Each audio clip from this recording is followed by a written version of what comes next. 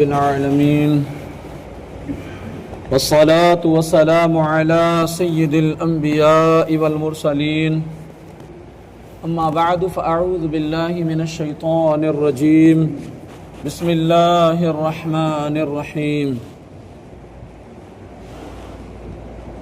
مل کر کے پڑھیں الصلاة والسلام عليك يا رسول الله وعلى آلك وأصحابك يا حبيب الله الصلاة والسلام عليك يا نبي الله وعلى آلك وأصحابك يا نور الله نويت سنة الاعتكاف. یاد رہے جب بھی مسجد میں داخل ہوں تو یاد کر کے اعتکاف کی نیت کر لیا کریں. اس کے بڑے فائدے ہیں. ان فائدوں میں سے ایک فائدہ یہ ہے کہ بندہ جب تک اعتکاف کی نیت کر کے مسجد میں رہتا ہے تو اس کے ہر سانس کے بدلے اللہ پاک اس کے نامہ اعمال میں 10 نیکیاں درج فرماتا ہے. اعوذ باللہ من الشیطان الرجیم بسم اللہ الرحمن الرحیم فی قلوبہم مرض فزادہم اللہ مرضا ولہم عذاب علیم بما كانوا یکذبون. صدق اللہ العظیم. ان لوگوں کے دلوں میں بیماری ہے تو اللہ نے ان کی بیماری میں اور اضافہ کر دیا اور ان کے لیے ان کے جھوٹ بولنے کی وجہ سے دردناک عذاب ہے. اس آیت میں قلبی مرض سے مراد منافقوں کی منافقت اور میرے نبی پاک صلی اللہ تعالی علیہ وآلہ وسلم سے بغض کی بیماری ہے. معلوم ہوا کہ بدعقیدگی روحانی زندگی کے لیے تباہ کن ہے. حضور پاک صلی اللہ علیہ وسلم کی عظمت و شان سے جلنے والا مریض القلب یعنی دل کا بیمار ہے. آج بھی ایسے لوگ بکثرت پائے جاتے ہیں کہ جو اپنے آپ کو جب اہل سنت والجماعت کے گروہ میں آتے ہیں تو کہتے ہیں ہم تو سنی ہیں, ہم تو بریلوی ہیں, ہم تو تمہارے ہی ساتھ ہیں. اور جب وہ اہل خبث میں جاتے ہیں جو اپنے آپ کو اہل حدیث کہتے ہیں, وہ اہل حدیث کے تو دورے پاس بھی نہیں ہوتے ہیں, وہ اہل خبیث ہوتے ہیں, یہ اہل حدث ہوتے ہیں وہ لوگ. ان میں جب جاتے ہیں تو پھر وہ ان میں جا کر کے کہتے ہیں ہم تو تمہارے ساتھ ہیں, ہم تو بس ان کے ساتھ یوں ہی ملنا بیٹھنا کر لیتے ہیں, یارانے دوستانے ہو گئے. تو یہ منافقتیں, یہ جھوٹ, یہ بڑا مہنگا پڑے گا اور یہ قلبی بیماری ہے. قیامت کے روز ان کے لیے یہ دردناک عذاب کا سبب ہوگا. اچھا, ایسا جھوٹ بولنے والوں کے تعلق سے بھی یہاں قرآن پاک کی تفسیر میں, احادیث میں, بزرگان دین کے اقوال میں بڑی سخت وعیدیں پیش کی گئی ہیں. جس طرح جسمانی امراض ہوتے ہیں اسی طرح کچھ باطنی امراض بھی ہوتے ہیں. جسمانی امراض جیسے بخار آ گیا, سر درد ہو گیا یا بدن درد ہونے لگ گیا, اسی طریقے سے ٹائیفائڈ ہوا یا شوگر کا مریض بن گیا یا بلڈ کینسر ہو گیا. طرح طرح کے امراض ہوتے ہیں, بڑے بڑے خطرناک امراض ہوتے ہیں, بندہ ان میں گرفتار ہوتا ہے. تو جو ان امراض میں گرفتار ہوتا ہے اسی کو اس کے تعلق سے پتا ہوتا کتنی تکلیف اس کو ہوتی ہے. تو اسی طریقے سے باطنی امراض بھی ہوتے ہیں, باطنی امراض بھی ہوتے ہیں. جسمانی امراض ظاہری صحت و تندرستی کے لیے سخت نقصان دہ ہوتے ہیں اور باطنی امراض ایمان اور روحانی زندگی کے لیے زہری قاتل ہیں, روحانی زندگی کو تباہ و برباد کر دیتی ہیں. باطنی امراض ان باطنی امراض میں سب سے بدتر تو عقیدے کی خرابی کا مرض ہے کہ جس کا عقیدہ خراب ہو گیا تو سوچ لیں کہ اس کا ایمان پر بھی خاتمہ نہیں ہوتا، اور جو پوری زندگی مسلمان بن کے رہے، ہم مسلمان ہیں، ہم نبی پاک کا کلمہ پڑھنے والے ہیں، ہم نماز بھی پڑھتے ہیں، ہم قرآن کی تلاوت بھی کرتے ہیں، ہم تسبیح و تحلیل بھی کرتے ہیں، لیکن اگر اس کی موت کفر پر آ جائے تو کیا فائدہ یہ سب کچھ کرنے کا؟ کوئی فائدہ نہیں۔ ہر مسلمان کو چاہیے کہ باطنی امراض سے متعلق معلومات حاصل کر کے ان سے نجات حاصل کرنے کی کوشش کرے، اور اس کے لیے بطور خاص امام غزالی رحمۃ اللہ تعالی علیہ کی مشہور کتاب احیاء العلوم کی 3 جلد کا مطالعہ مفید ہے۔ یہ تصوف پر کتاب ہے، اور یہ ایسی کتاب ہے کہ جو دل میں ہلچل مچا کر رکھ دیتی ہے، جو دل کی دنیا میں جو بدعقیدگی کی ہوائیں چل رہی ہوتی ہیں ان سب کو باہر نکال پھینکتی ہے، کیونکہ امام محمد غزالی رحمۃ اللہ تعالی علیہ بہت بڑے اپنے وقت کے ولی کامل اور محدث گزرے ہیں۔ ان کے تعلق سے میں نے ایک واقعہ پڑھا تھا، ہم چھوٹے بچے تھے تو اس وقت میں استاد صاحب نے ایک واقعہ پڑھایا تھا کہ امام محمد غزالی اور امام حامد غزالی یہ دونوں بھائی تھے، مدرسے میں پڑھتے تھے۔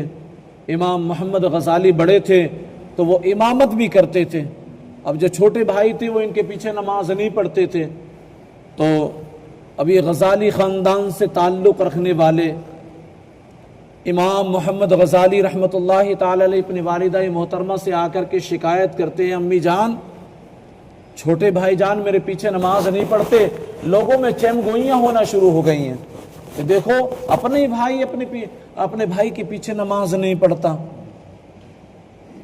تو امی نے حامد غزالی رحمۃ اللہ علیہ کو بلایا، پوچھا بیٹا نماز کیوں نہیں پڑھتے، بھائی کے پیچھے نماز کیوں نہیں پڑھتے؟ اللہ اکبر۔ تو کہنے لگے امی جان ٹھیک ہے، آج کے بعد میں ان کے پیچھے نماز پڑھوں گا۔ نماز کا وقت ہوا، مصلی امامت پر امام محمد غزالی رحمۃ اللہ تعالی علیہ پہنچے، نیت باندھی، نماز شروع ہو گئی، تمام مقتدی بھی نیت باندھ کے نماز پڑھنا شروع کر دیے۔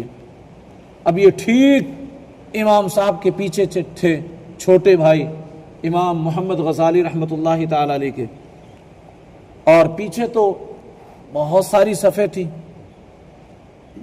اب جیسے ایک رکعت مکمل ہوئی، دوسری مکمل ہوئی، اب تیسری کے لیے جیسے کھڑے ہوئے تو انہوں نے نماز توڑی اور جماعت سے نکل کر کے اپنی نماز پڑھ کر کے فوراً گھر پہنچ گئے۔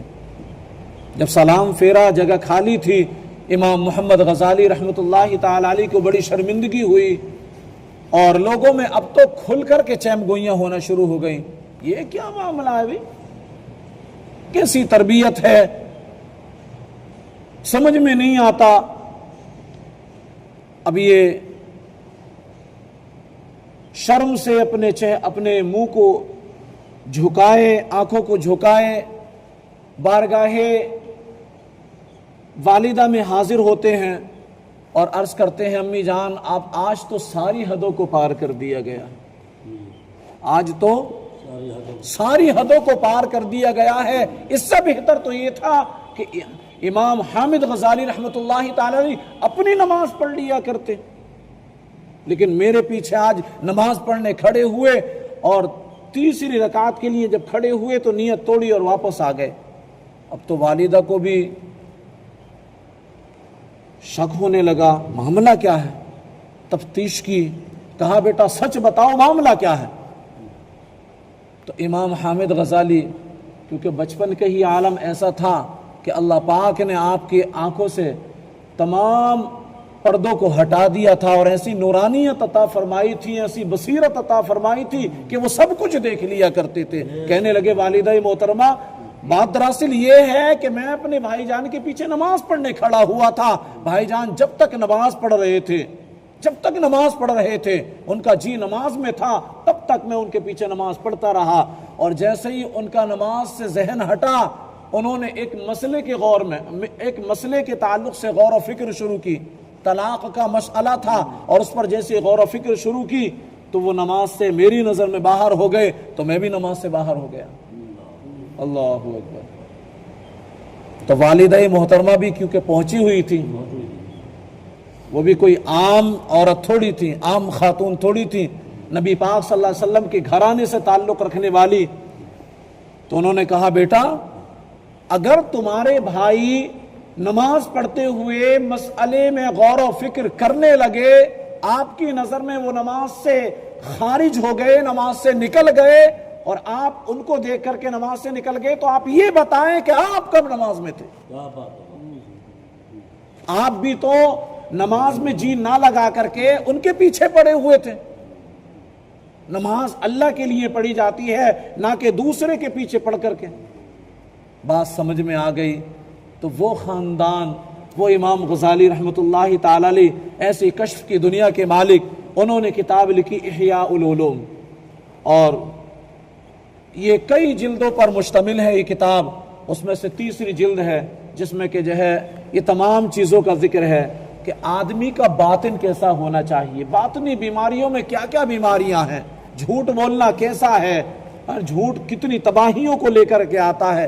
تو یہ تمام چیزیں اگر معلومات کے طور پر پڑھنا چاہتے ہیں، روحانیت اپنے اندر لانا چاہتے ہیں، تو یاد رکھیں اگر آپ کسی قابل انسان کی کتابوں کو پڑھیں گے، ولی کامل کی کتابوں کو پڑھیں گے، تو انشاءاللہ اس سے فیض تو آنا ہی ہے، آنا ہی ہے فیض، تو روحانیت تو جاگنی ہی ہے، کیونکہ ہے جو کلام لکھا ہوا اللہ والے کا، اللہ کا کلام اللہ والے کی زبانی یا قلم سے لکھا جا رہا ہے، تو اس میں تاثیر تو ہونی ہے۔ تو اس امام غزالی رحمۃ اللہ تعالی علیہ کی کتاب احیاء العلوم، اس کا مطالعہ کرنے کی آپ کوشش کریں۔ بہرحال فزادہم اللہ مرضا، تو اللہ نے ان کی بیماری میں اور اضافہ کر دیا۔ مفسرین نے اس اضافے کی مختلف صورتیں بیان کی، ان میں 3 صورتیں یہاں پر ذکر کی جاتی ہیں، آپ سنیں اور ان سے اپنے آپ کو بچانے کی کوشش کریں۔ نمبر 1، ریاست چھن جانے کی وجہ سے منافقوں کو بہت قلبی رنج پہنچا، اور وہ دن بدن نبی پاک صلی اللہ علیہ وسلم کی ثابت قدمی اور غلبہ دیکھ کر حسد کی آگ میں جلنے لگے۔ تو جتنا نبی پاک صلی اللہ علیہ وسلم کا غلبہ ہوتا گیا اور آپ لوگوں میں مقبول ہوتے گئے، اتنا ہی اللہ پاک نے منافقوں کے رنج و غم میں اضافہ کر دیا۔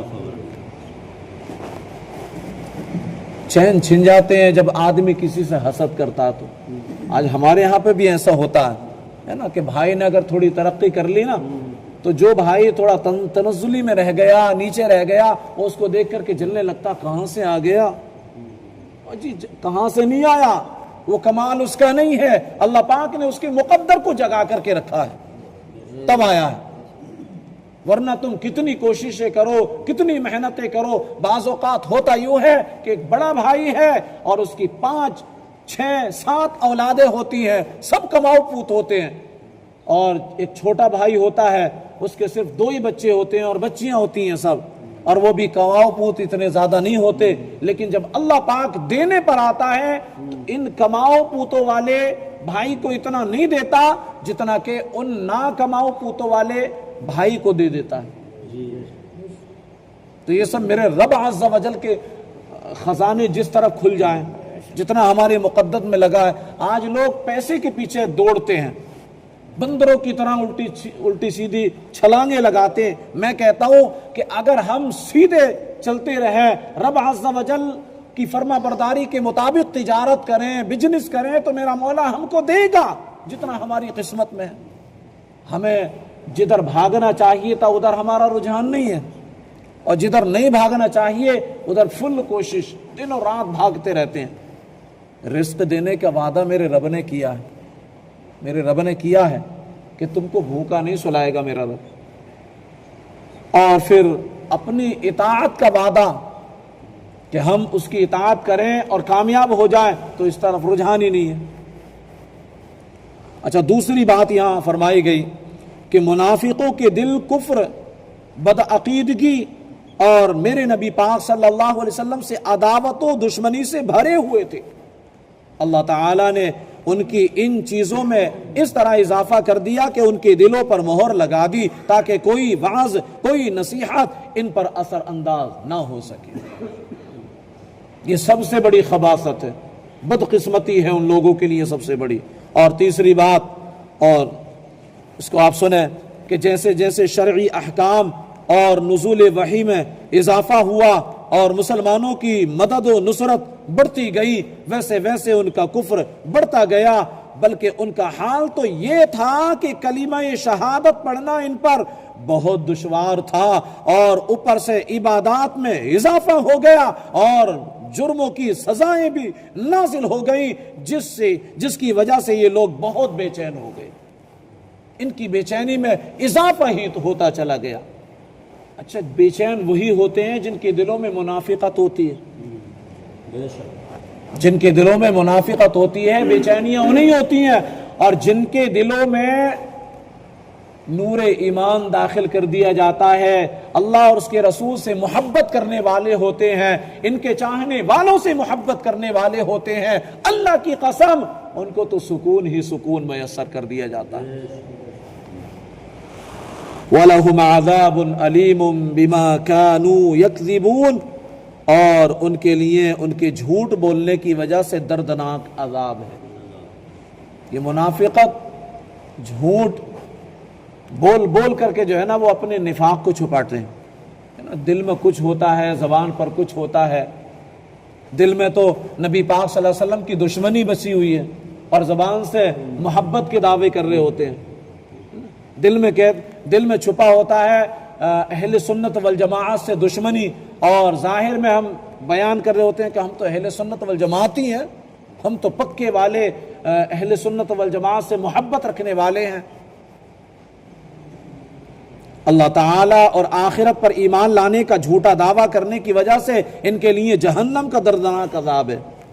اس آیت سے معلوم ہوا کہ جھوٹ بولنا حرام ہے اور اس پر دردناک عذاب کی وعید ہے۔ ہر مسلمان کو چاہیے کہ وہ اس سے بچنے کی خوب کوشش کرے۔ حضرت عبداللہ بن مسعود رضی اللہ تعالیٰ عنہ سے روایت ہے کہ نبی پاک صلی اللہ علیہ وسلم نے ارشاد فرمایا، سچائی کو اپنے اوپر لازم کر لو، سچائی کو اپنے اوپر لازم کر لو، کیونکہ سچائی نیکی کی طرف لے جاتی ہے اور نیکی جنت کا راستہ ہے، نیکی جنت کا راستہ ہے۔ آدمی برابر سچ بولتا رہتا ہے اور سچ بولنے کی کوشش کرتا رہتا ہے، یہاں تک کہ وہ اللہ تعالی کے نزدیک صدیق لکھ دیا جاتا ہے، صدیق لکھ دیا جاتا ہے۔ اور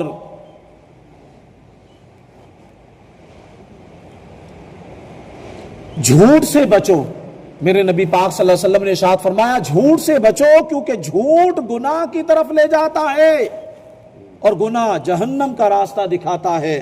اور آدمی، میرے نبی پاک صلی اللہ علیہ وسلم نے ارشاد فرمایا، آدمی برابر جھوٹ بولتا رہتا ہے اور جھوٹ بولنے کی کوشش کرتا ہے، یہاں تک کہ اللہ تعالی کے نزدیک کذاب لکھ دیا جاتا ہے، کذاب لکھ دیا جاتا ہے۔ اور کذاب کا قیامت کے دن برا حشر ہوگا، اس کو گھسیٹ کر جہنم میں ڈالا جائے گا۔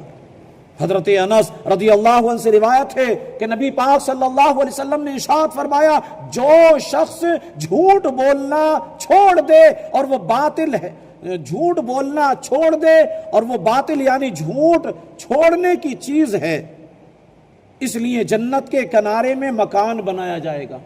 یعنی جو جھوٹ بولنا چھوڑ دے تو یہ جھوٹ بولنا اچھی چیز ہے، اور اس جھوٹ بولنا چھوڑنے والے شخص کے لیے جنت کے کنارے میں مکان بنایا جائے گا۔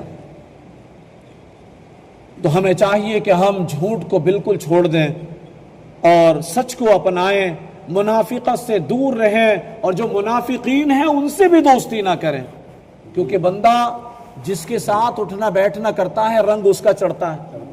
اگر آپ چوروں کے ساتھ رہنا شروع کرو گے تو ہیرا پھیری آپ کے اندر آئے گی، آپ یہ کہو کہ نہیں جی میری دوستی بس شرابیوں سے ہے، میں شرابیوں کے ساتھ بیٹھتا ہوں خالی، میں شراب تھوڑی پیوں گا، تو ایسا نہیں ہو سکتا۔ آج نہیں، کل نہیں، پرسوں نہیں، وہ شرابی بڑے دیوانے ہوتے ہیں، بڑے مجنون ہوتے ہیں، جب ان کو چڑھ جاتی ہے نا تو پھر وہ کیا کیا نہیں کرتے ہیں۔ تو ظاہر سی بات ہے آج کل پرسوں نرسوں کبھی نہ کبھی تو کہیں گے لگاؤ نا ایک کش یار، نہیں ہوتا کچھ بھی، زندگی کی بہاریں آ جائیں گی، زندگی کے مزے آ جائیں گے، تو یوں ہو جائے گا تو تو ہو جائے گا۔ بندہ کبھی نہ کبھی بہکاوے میں آ کر صرف ایک گھونٹ پیتا ہے، اور پھر جب وہ ایک گھونٹ پیتا ہے تو پھر اس میں وہ کھو جاتا ہے، اس کے بعد کوشش مسلسل جاری رہتی ہے کیونکہ ہے ہی ان کی سنگت میں، تو یہاں تک کہ وہ پکا شرابی بن جاتا ہے۔ اور شراب کو ام الخبائث کہا گیا، یعنی تمام خباثتوں کی ماں، کہ بندہ شراب پینے کے بعد میں وہ سب کچھ کر جاتا ہے جو اس کو نہیں کرنا چاہیے، جس کی شریعت اجازت نہیں دیتی۔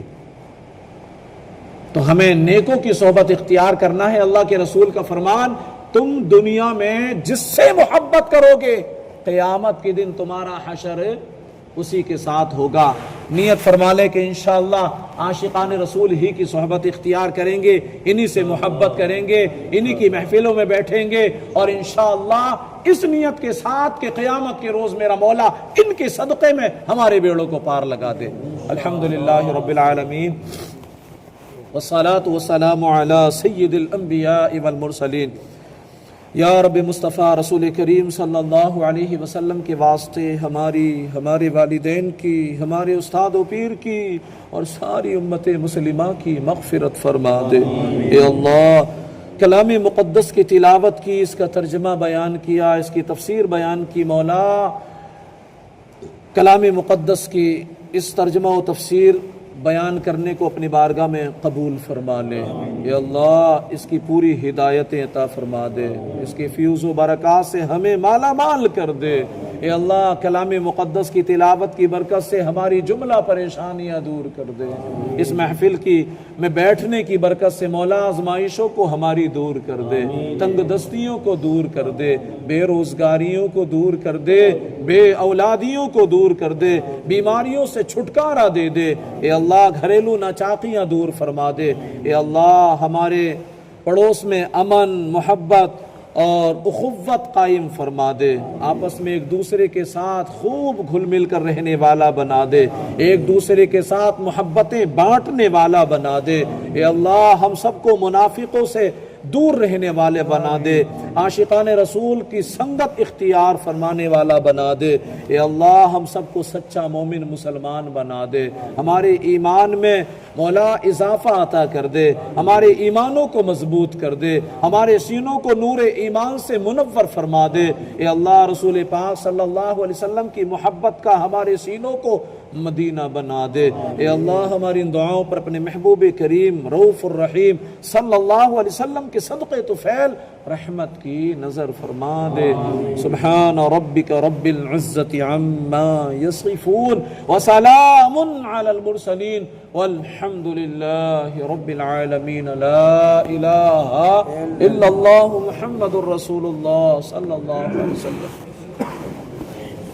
بابے کے بدرو تجا تم پہ کروڑوں درود، طیبہ کے شمس ضحیٰ تم پہ کروڑوں درود، دل کرو ٹھنڈا میرا وہ کفے پا چاند سا، دل کرو ٹھنڈا میرا وہ کفے پا چاند سا، سینے پہ رکھ دو ذرا تم پہ کروڑوں درود، سینے پہ رکھ دو ذرا تم پہ کروڑوں درود۔ اور کوئی غیب کیا تم سے نیہا ہو بھلا، اور کوئی غیب کیا تم سے